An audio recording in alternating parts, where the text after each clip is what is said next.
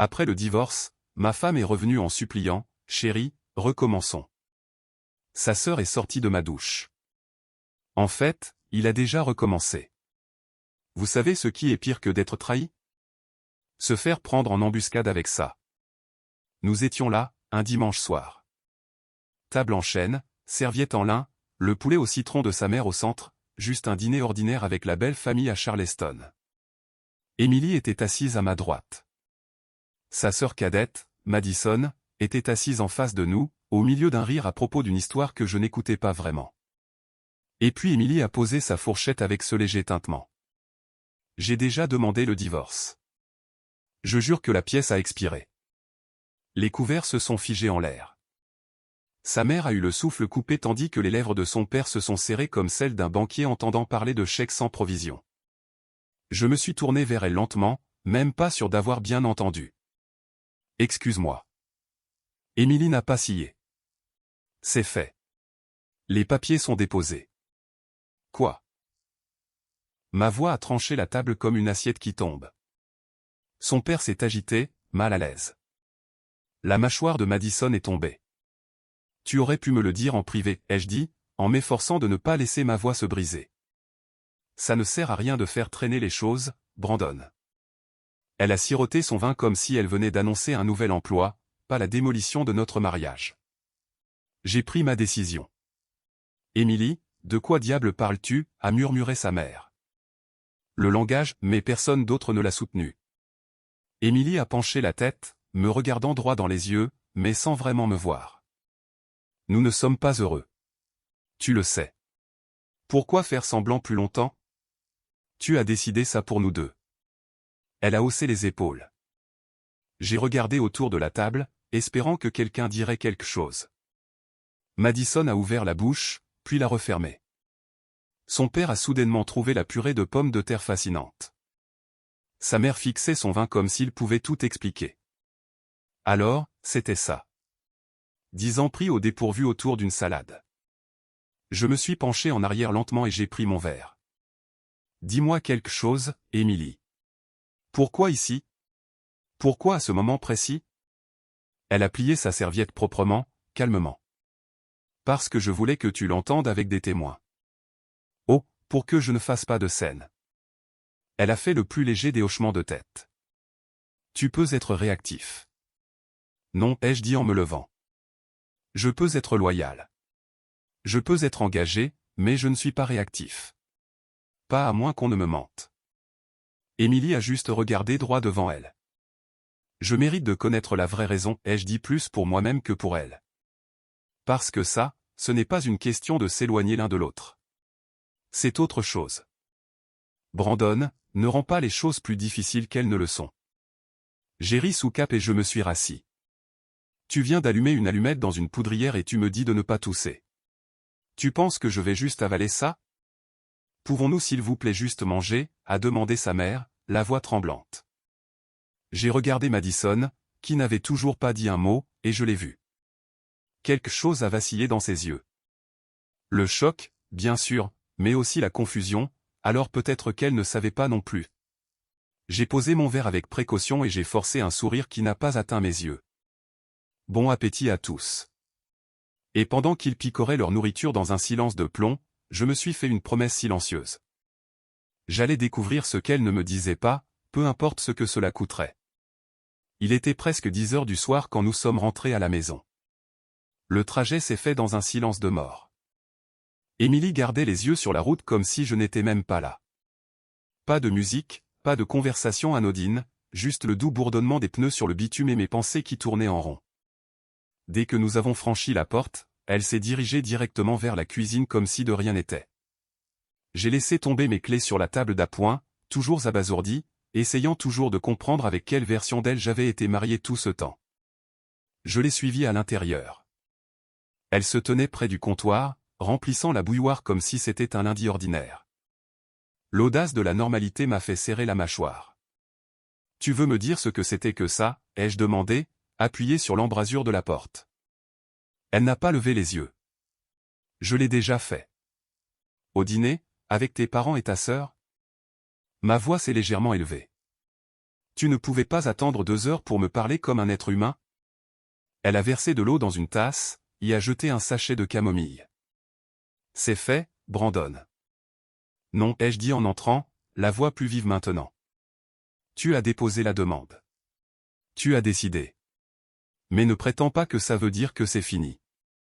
Elle s'est retournée lentement, les 2 mains enroulées autour de la tasse. Calme comme un moine. Je ne t'aime plus, a-t-elle dit simplement. Je l'ai dévisagé. Essaie encore. Elle a cligné des yeux. Nous nous sommes éloignés. Tu as cessé d'être amusant. Nous nous parlons à peine. Ça ne marche pas. J'ai croisé les bras. Tu veux dire que j'ai arrêté d'aller dans les bars à vin et de faire semblant d'aimer les photos de brunch? J'ai arrêté d'essayer d'impressionner tes amis qui ne savent même pas épeler loyauté. C'est ça que tu veux dire? Elle a siroté son thé. Tu te souviens de l'année dernière, ai-je dit. Quand tu as eu cette opération, que tu ne pouvais pas bouger pendant des jours, et que j'ai dormi par terre à côté du lit juste pour m'assurer que tu n'avais besoin de rien. Elle n'a pas répondu. Et le voyage à Asheville? J'ai tout planifié parce que tu disais que les montagnes te manquaient. J'ai loué ce chalet avec la lucarne. Tu te souviens? Tu as pleuré sous les étoiles. Tu as dit que tu ne t'étais jamais senti aussi proche de moi. Je me souviens, a-t-elle dit doucement. Alors dis-moi ce qui a changé, ai-je demandé.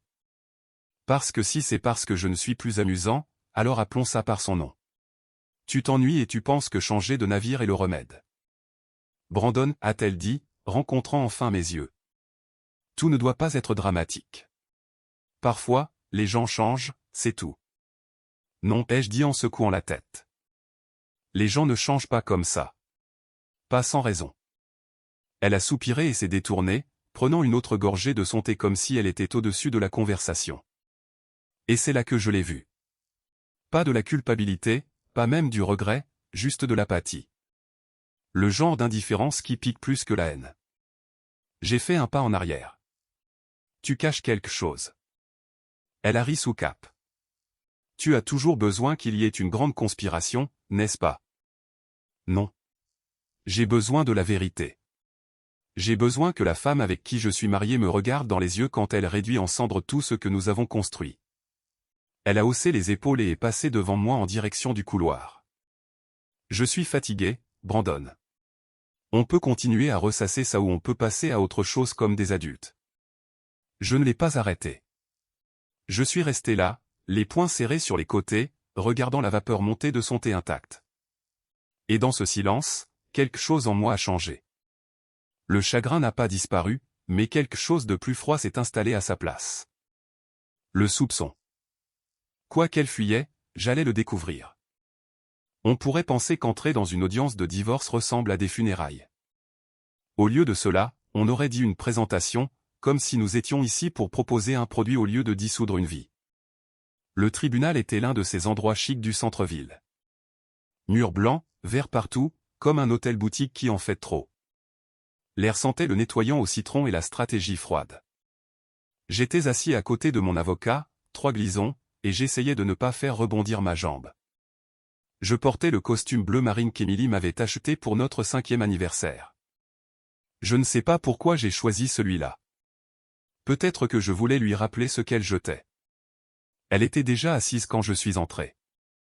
Même femme, présence différente. Emily avait l'air sereine, détachée. Elle portait un chemisier crème et un pantalon noir comme si elle se rendait à une réunion de conseil d'administration. Pas à la fin de notre mariage. Son avocat, un certain Daniel Curran, se tenait à côté d'elle, feuilletant des dossiers comme s'il était sur le point de la vendre dans une fusion. Elle ne m'a pas regardé, pas même une seule fois. La juge, une femme vive avec des lunettes à monture métallique et un ton pragmatique, a ouvert la session avec les formalités. Je l'ai à peine entendu. Mes yeux étaient fixés sur Emily. Son immobilité, son calme, la façon dont elle croisait ses chevilles comme si elle n'avait rien à perdre. Et puis est venue la surprise. Daniel s'est levé et a dit, « Votre honneur, ma cliente, Madame Emily Cross, souhaite qu'il soit consigné au dossier qu'elle renonce à toute réclamation sur tous les biens détenus en commun. Cela inclut la maison conjugale, les comptes d'épargne, les fonds de retraite et les biens partagés. » Elle ne demande aucune pension alimentaire et souhaite finaliser le divorce rapidement et proprement. La salle n'a pas réagi, mais mon cœur si. Attends, quoi? Je me suis tourné vers 3. Il a cligné des yeux une fois, puis s'est penché. Est-ce qu'elle vient de? Oui, ai-je chuchoté en retour. Elle l'a fait. La juge a haussé un sourcil. Madame Cross, pouvez-vous confirmer cela? Émilie s'est levée avec une précision douce. Sa voix était claire. Oui, votre honneur. Je ne veux rien de Brandon. Je ne conteste rien. Je veux juste passer à autre chose. Passer à autre chose. Cette phrase m'a frappé comme un coup de poing dans les côtes parce que c'est exactement ce à quoi elle ressemblait, quelqu'un qui était déjà passé à autre chose. 3 s'est levé. Nous demandons respectueusement une brève suspension pour examiner ces changements avant de poursuivre. Accordé, a dit la juge. 15 minutes. Veuillez revenir à 10 heures. Après notre sortie dans le couloir. À la seconde où nous étions hors de vue, j'ai expiré fort comme si j'avais retenu mon souffle pendant des semaines. 3 s'est tourné vers moi. D'accord. Soit votre femme a eu un éveil spirituel, soit elle joue aux échecs avec 4 coups d'avance. Elle prépare quelque chose, ai-je marmonné. Personne ne renonce à autant d'argent à moins qu'il y ait quelque chose qu'ils ne veulent pas que nous examinions. Elle ne veut même pas du chalet, ai-je dit en secouant la tête. Elle m'a supplié d'acheter cet endroit. C'était son rêve de s'asseoir sous les étoiles et de se sentir petite à nouveau. 3 a sorti un petit bloc-notes. D'accord, suivons ça. Quand a-t-elle demandé le divorce? Il y a 2 semaines. Et quand est-ce que les choses se sont refroidies entre vous? J'y ai réfléchi. Elle a commencé à agir de manière distante, peut-être il y a 4 mois. Elle a arrêté de me demander comment s'était passée ma journée. Elle a commencé à dormir avec son téléphone sous son oreiller. Elle prenait des week-ends en solo pour se vider la tête. Le stylo de 3 s'est arrêté. Tu penses qu'elle est avec quelqu'un? Je n'ai pas répondu. Il a hoché la tête. Ouais, moi aussi. De retour à l'intérieur, je l'ai observée à travers les murs de verre. Elle riait de quelque chose que son avocat avait dit. Le genre de petit rire poli que vous donnez quand le serveur fait une blague sur les calories.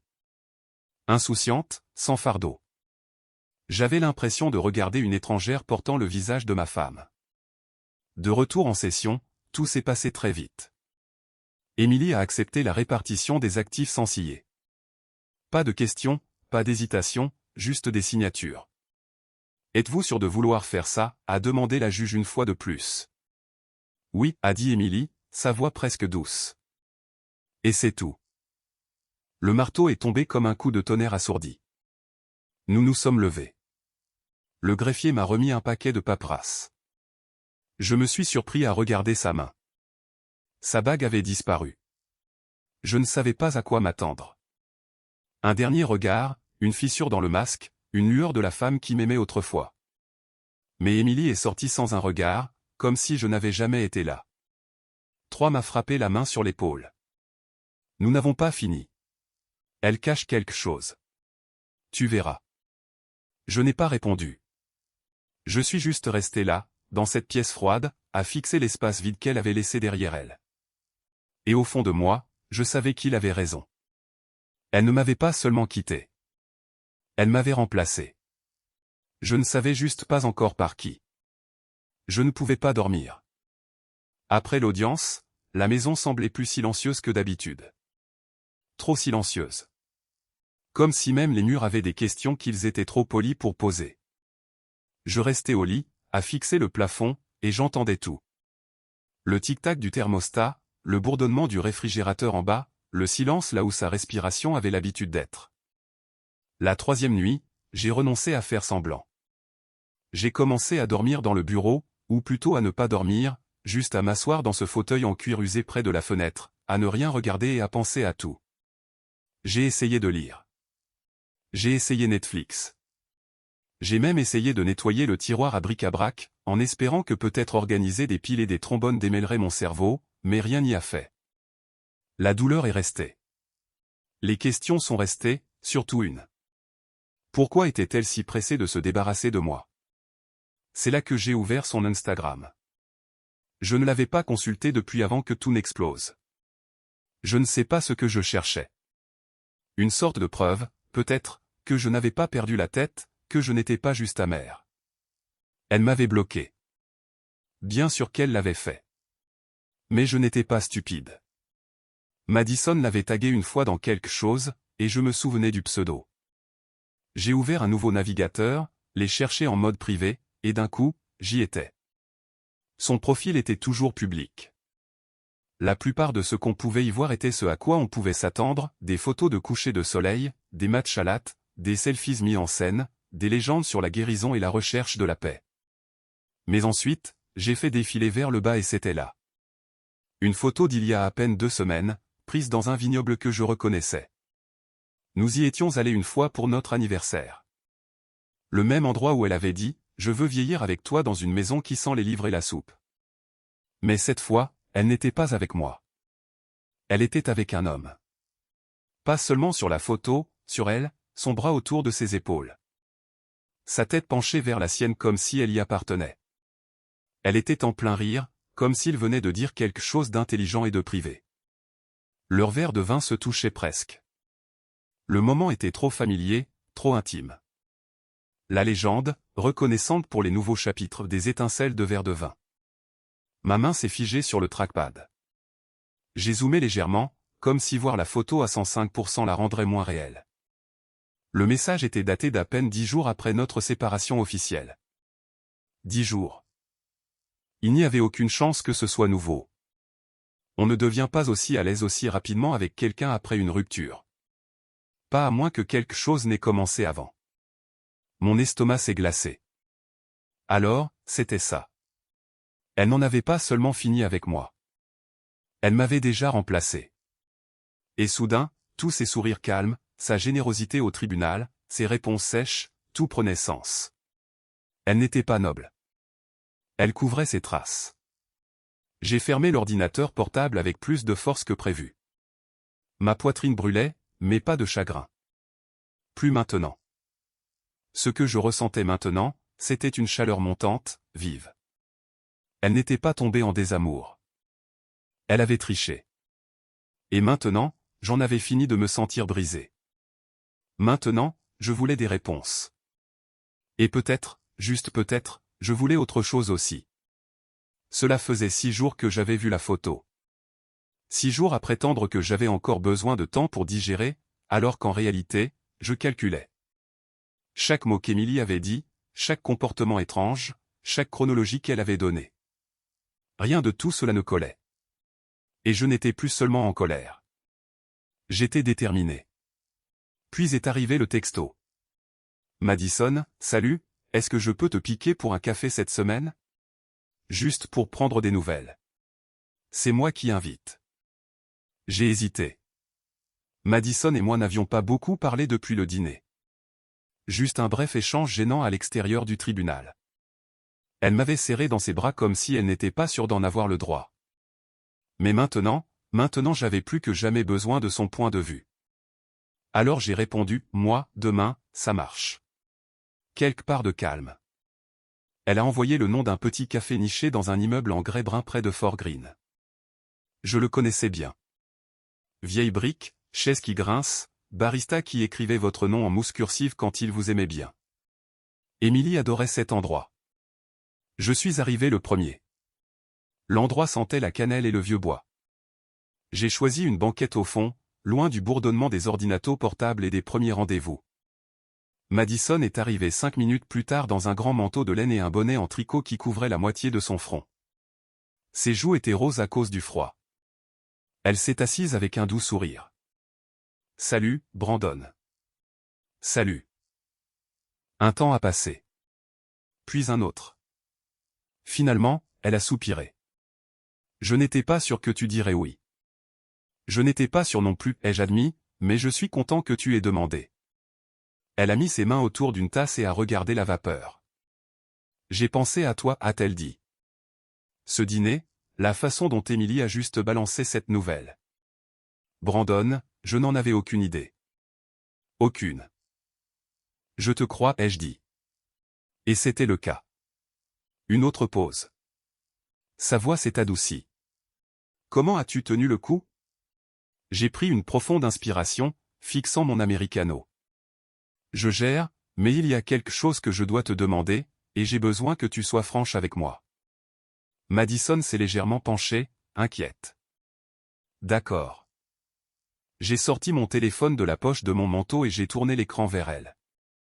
La photo du vignoble. Son visage a changé instantanément. Elle a cligné des yeux. Attends, qui est-ce? Tu ne le reconnais pas? Non. Elle a regardé à nouveau, plus lentement cette fois. Où est-ce que ça a été pris? Roseland Winery. Juste à l'extérieur de Bécon. Ses sourcils ont sauté. C'est votre endroit d'anniversaire, n'est-ce pas? C'était. Elle a regardé la photo à nouveau, puis m'a regardé. Brandon, je jure que je n'ai jamais vu ce type avant. Emily n'a jamais mentionné personne. Je me souviendrai de quelque chose comme ça. Tu es sûr? Positive. Je me suis rassis, croisant les bras. Alors elle ment à tout le monde, même à toi. Madison a fixé l'écran un moment de plus, puis a laissé échapper un lent souffle de frustration. Elle me disait tout. Je veux dire, elle appelait juste pour se plaindre de la couleur des coussins à acheter. Et maintenant elle a levé les yeux, le regard plissé, maintenant elle dit qu'elle se concentre sur elle-même, quoi que ça veuille dire. Je l'ai étudiée. Tu penses qu'elle tromperait? Madison n'a pas répondu tout de suite. Puis, doucement, je pense que je ne la connais plus comme avant, et ça ne me plaît pas. Nous sommes restés assis en silence pendant un moment. Le tintement des cuillères et le jazz discret autour de nous étaient les seuls sons. Il y avait quelque chose de profondément anormal, et nous le savions tous les deux. Elle a joué la carte de la froideur au tribunal, ai-je dit. Elle avait l'air installée, comme quelqu'un qui ne pleurait la fin de rien. Madison a hoché la tête lentement. Elle cache quelque chose. Je vais essayer de me renseigner discrètement. J'ai croisé son regard. Merci. Elle a souri faiblement. Je n'ai pas choisi ton camp, Brandon. Je sais juste ce que c'est que la trahison. Et ça, ce n'est pas fini. J'ai quitté le café ce jour-là avec quelque chose d'inattendu. Pas seulement une piste, mais une alliée. 2 mois. C'est étrange comme la douleur peut rapidement se transformer en routine. Après le café avec Madison, quelque chose a changé. Nous ne l'avions pas prévu. Nous n'en avions même pas parlé. Mais elle a commencé à se montrer, à déposer des restes de soupe, à envoyer des mèmes tard dans la nuit, à m'inviter à la rejoindre pour des promenades quand le temps était clément. Je ne m'attendais jamais à ce que le réconfort vienne d'elle. Mais c'est peut-être pour ça que ça a marché. Elle n'essayait pas de réparer quoi que ce soit. Elle s'asseyait simplement avec les morceaux à côté de moi. Un jeudi, il a plu si fort que les lampadaires ressemblaient à des étoiles floues. Madison était arrivée trempée. Son parapluie s'était retourné comme une aile d'oiseau cassée. Je lui ai donné un de mes sweats à capuche et nous avons fini sur le canapé avec du popcorn et de vieux films, riant de dialogues que nous avions tous les deux mémorisés depuis l'enfance.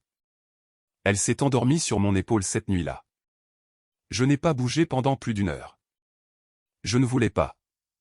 C'était calme, simple.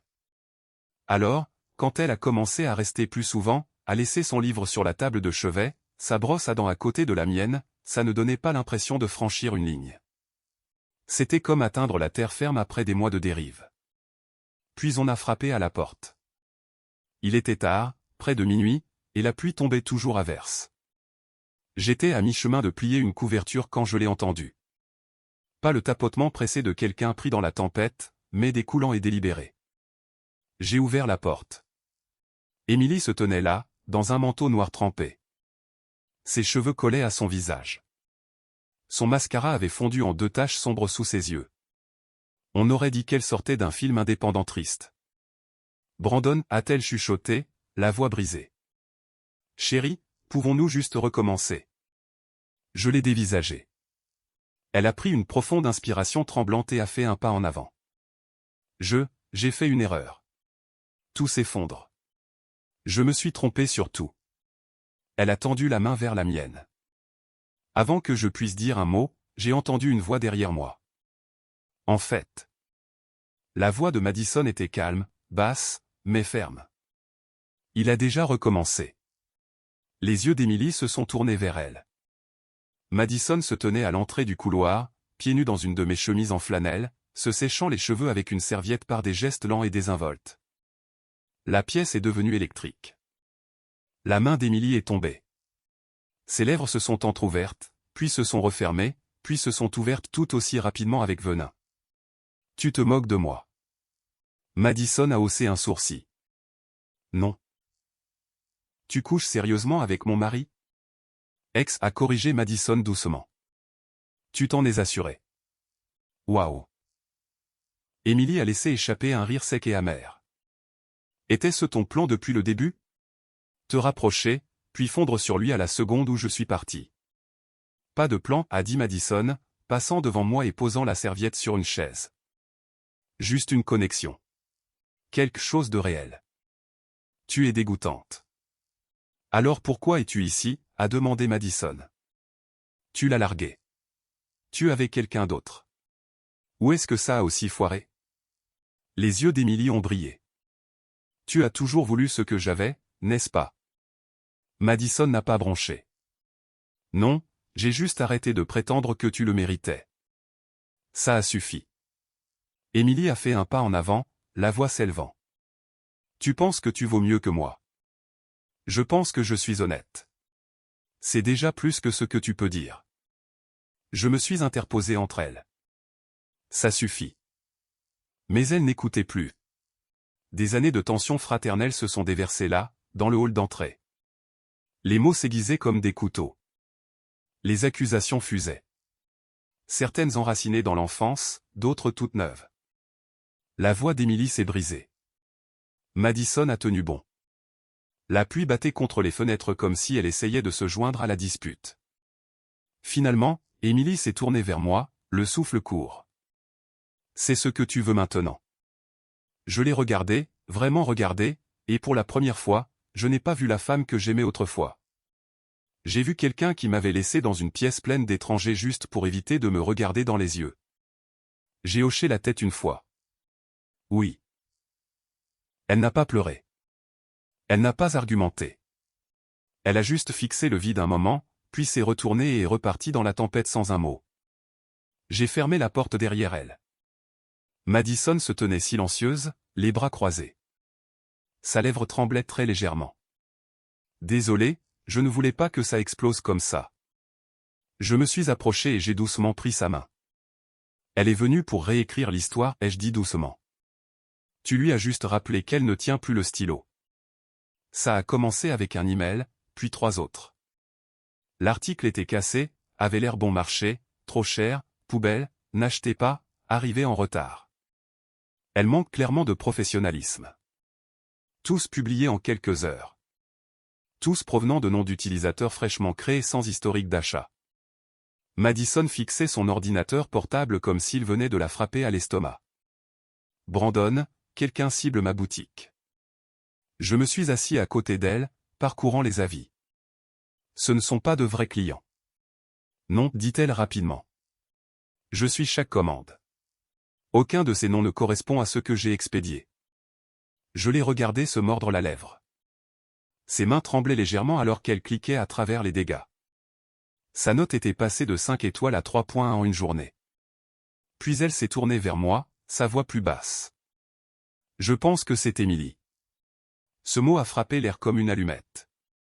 Elle ne voulait pas y croire. Moi non plus, mais cela avait trop de sens. J'ai sorti mon téléphone et j'ai ouvert notre dernier fil de discussion par SMS. Un silence froid depuis la nuit où elle est partie en trombe. Mais pas aujourd'hui, j'ai tapé. Moi, tu es sérieusement en train de saboter le business de Madison maintenant. 1 minute a passé. Puis. Emily, emoji visage avec des larmes de joie, emoji visage avec des larmes de joie, emoji visage avec des larmes de joie. Emily, waouh.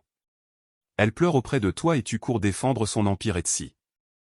Emily, dis-lui de fabriquer quelque chose que les gens veulent vraiment acheter. J'ai fixé l'écran. Pas un démenti. Pas même un bon mensonge, juste de la suffisance. Enfantin, suffisant, pathétique.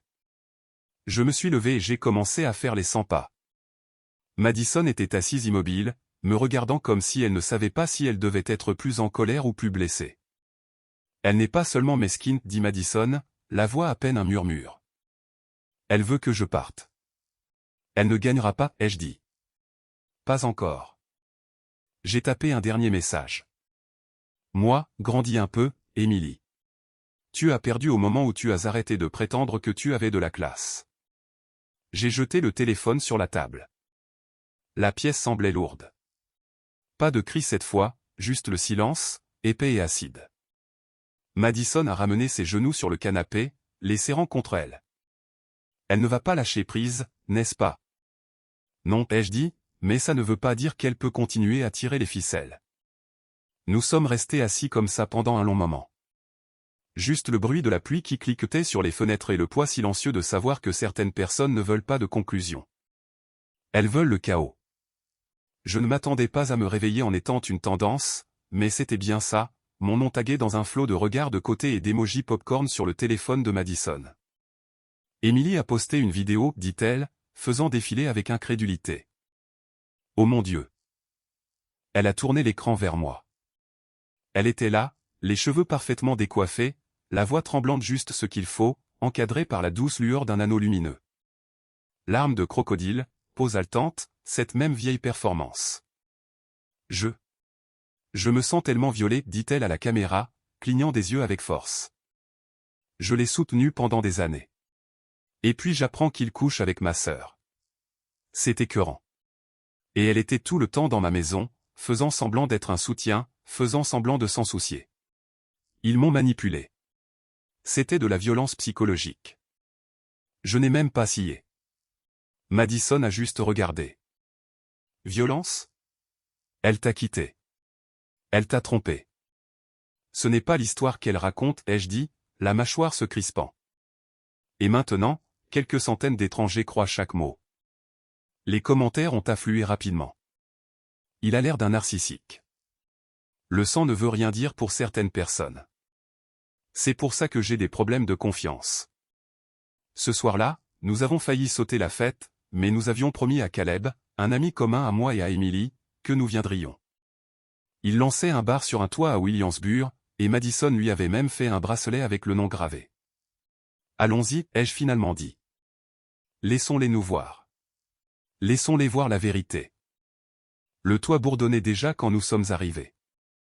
Des guirlandes lumineuses se balançaient dans le vent et une musique douce fredonnait à travers les haut-parleurs.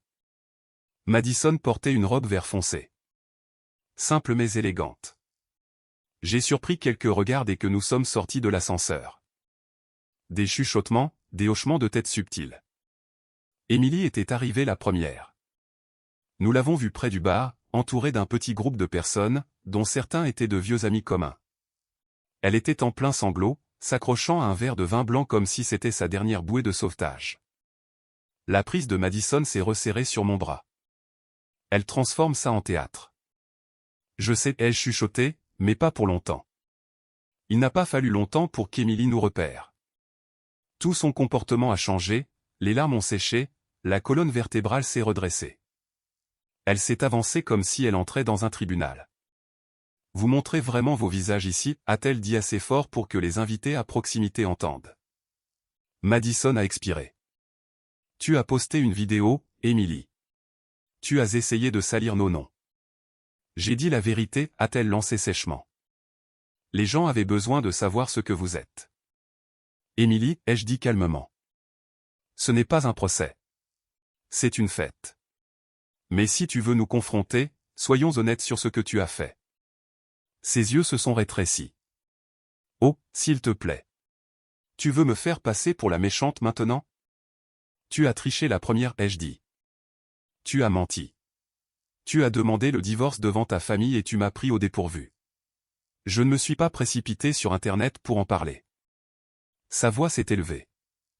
Ça ne veut pas dire que tu devais sauter au lit avec ma sœur. Je n'ai sauté dans rien, ai-je dit. Mais tu as certainement sauté hors de notre mariage rapidement. Les gens avaient commencé à regarder maintenant.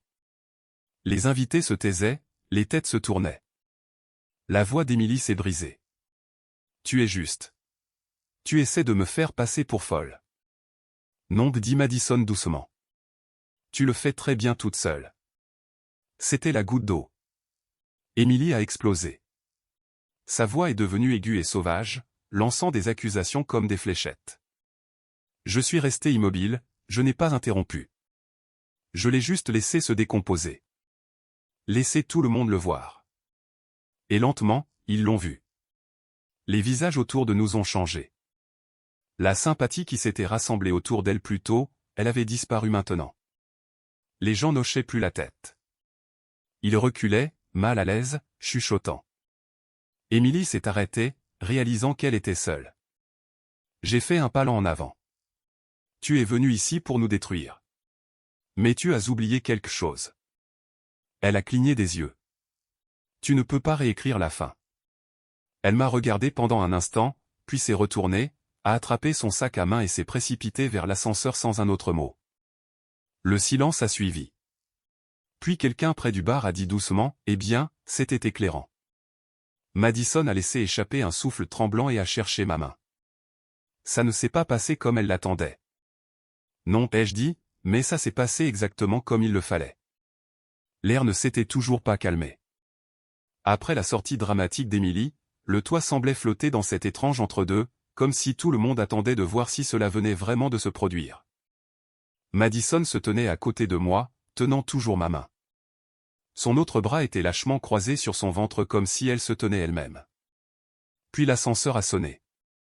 Les têtes se sont tournées. Les conversations se sont à nouveau arrêtées. Un homme que je n'ai pas reconnu au début est sorti. Grand, bien rasé, habillé comme quelqu'un qui n'appartenait pas normalement aux fêtes sur les toits. Ses épaules étaient tendues, ses yeux balayaient la pièce jusqu'à ce qu'il se pose sur moi. Et Madison a chuchoté, « Brandon, je pense que c'est le gars de la photo du vignoble. » Mon estomac s'est noué. Il a marché vers nous rapidement mais pas agressivement. Sa mâchoire était serrée, ses mains crispées sur ses côtés. Il s'est arrêté à quelques mètres, la poitrine haletante comme s'il avait couru tout le pâté de maison. « Êtes-vous Brandon ?» a-t-il demandé. J'ai hoché la tête. « Oui, et vous êtes ?» Il a regardé par-dessus mon épaule vers la foule qui s'attardait encore à proximité, puis de nouveau vers moi. « Je m'appelle Yann. J'étais impliqué avec Émilie, l'homme sur cette photo du vignoble. » Madison s'est raidi à côté de moi. Yann a passé une main dans ses cheveux, expirant fort. « Je dois dire quelque chose, pas seulement à vous. » Il s'est légèrement tourné, élevant la voix. « À tout le monde ici. » Les invités ont de nouveau levé les yeux, des cocktails à moitié vides à la main, la confusion peinte sur leur visage. Yann a continué plus fort maintenant. Je pensais qu'Émilie était honnête avec moi. Elle m'a dit que son mariage était terminé bien avant que les papiers ne soient déposés. Elle a dit que Brandon était passé à autre chose, qu'il avait été froid, émotionnellement indisponible, tout ce genre de choses classiques. Je l'ai cru. Je pouvais déjà sentir le changement dans l'air. Mais la semaine dernière, dit-il, la voix se brisant légèrement, j'ai découvert que je n'étais pas le seul. Elle voyait quelqu'un d'autre pendant qu'elle me voyait moi. Un troisième gars, un type de son studio de yoga. Un silence est tombé sur tout le toit. Les verres ont été baissés, les mâchoires se sont décrochées. Elle m'a menti, dit Yann, se tournant de nouveau vers moi maintenant. Et elle vous a menti. Il avait l'air honteux, mais pas sur la défensive. Ses yeux ont rencontré les miens avec un poids qui disait qu'il n'était pas là pour semer la zizanie, juste pour remettre les choses en ordre. Je ne savais pas, et je suis désolé d'avoir fait partie des dégâts. Il a tendu la main. Je l'ai regardé une seconde, puis je l'ai serré. Quelques personnes ont applaudi doucement, pas fort, pas dramatique, mais assez pour que les affirmations antérieures d'Émilie ressemblent à du sable qui glisse entre les doigts. Yann m'a fait un petit signe de tête reconnaissant, puis s'est retourné et est parti de la même manière qu'il était venu. Pas de discours, pas d'attente, juste la vérité, dite simplement. Alors que les portes de l'ascenseur se fermaient derrière lui, Madison a laissé échapper un long élan souffle. « Eh bien, dit-elle. Il s'avère qu'elle mentait à tout le monde. » J'ai regardé les invités. Beaucoup chuchotaient, secouaient la tête, mettant déjà à jour leurs récits internes. Quoi qu'Émilie ait essayé de monter, cela venait de se briser en temps réel. « Je pense que nous avons fini de nous excuser d'exister, ai-je dit. Madison a souri, ce lent sourire entendu. Ouais, dit-elle. Nous l'avons fait. Le lendemain matin, le soleil entrait par les fenêtres en larges et douces traînées. Pour la première fois depuis ce qui semblait être des mois, la lumière ne semblait pas dure. Elle semblait méritée. J'étais dans la cuisine en train de faire des crêpes quand Madison est entrée, téléphone à la main, enveloppée dans mon vieux sweatshirt d'université. Elle avait l'air hébétée, mais pas dans le mauvais sens. Quelque chose s'est passé, ai-je demandé. Elle a hoché la tête, posant doucement son téléphone sur le comptoir. C'est fini. J'ai haussé un sourcil. Quoi? La campagne d'Emily? Sa petite campagne de diffamation contre toi. Elle s'est effondrée pendant la nuit. Elle a glissé le téléphone vers moi, l'écran toujours allumé. J'ai parcouru les SMS et les messages. Des messages de personnes qu'elle appelait son cercle intime. Des amis qui prenaient leur distance. Quelques-uns la critiquant directement. L'un disait, tu as dit que Brandon avait triché, mais il s'avère que tu voyais deux gars en même temps. Peut-être que tu devrais te faire discrète pendant un moment. Un autre, tu as besoin d'aide, monsieur, pas de plus de vidéos. Et puis le coup de grâce, la story Instagram la plus récente d'Emily. Un écran vide, du texte blanc sur fond noir. Je prends du temps pour moi. Veuillez respecter ma vie privée pendant que je me recentre. J'ai posé le téléphone lentement. Elle est retournée vivre chez ses parents, a ajouté Madison. Elle a perdu son contrat de travail dans cette agence numérique. Son clone Etsy a été fermé. L'un de ses ex a apparemment laissé un avis assez détaillé. Je me suis appuyé contre le comptoir, laissant échapper un long souffle. Waouh! J'ai presque pitié d'elle, dit-elle doucement. Presque. Madison s'est approchée, a enroulé ses bras autour de ma taille, posant son menton sur ma poitrine. Je sais que c'est mal de dire ça, mais j'ai enfin l'impression que la tempête est passée. J'ai hoché la tête. Oui, c'est le cas. Nous sommes restés comme ça pendant un moment. Pas de musique, pas de tension, pas de désordre à nettoyer, juste l'odeur des crêpes et du soleil, et quelque chose de nouveau remplissant l'espace où vivait autrefois le ressentiment. Le salon semblait différent aussi. Plus lumineux, comme si la maison elle-même avait desserré les poings. Ça va, a-t-elle demandé après un moment. Honnêtement, ai-je dit, en passant ses cheveux derrière son oreille. Je pense que je le suis enfin. Et pour une fois, ce n'était pas un script que je me racontais. C'était juste vrai. Nous n'avons pas célébré. Nous ne nous sommes pas réjouis. Nous avons juste respiré. Et dans ce calme, j'ai réalisé que la paix n'arrive pas toujours en fanfare. Parfois, elle entre simplement, pieds nus et sans prévenir, pendant que vous faites des crêpes. C'était un mardi soir tranquille. Madison était sortie pour rencontrer un client et j'étais seul à la maison en train de trier une boîte de vieilles affaires d'université dans le placard du couloir, essayant de décider si j'avais vraiment besoin de 4 suites à capuche gris presque identiques. Je venais de sortir un vieil annuaire quand la sonnette a retenti. Un coup, puis deux, lent, hésitant. Je n'ai pas eu besoin de vérifier le Judas. Je savais déjà. Quand j'ai ouvert la porte, Emily se tenait là, son imperméable serré autour d'elle, les yeux gonflés, le maquillage bavé.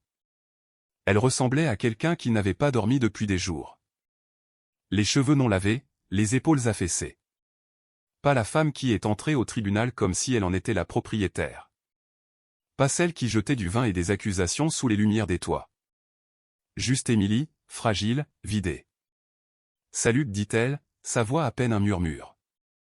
Je n'ai pas répondu.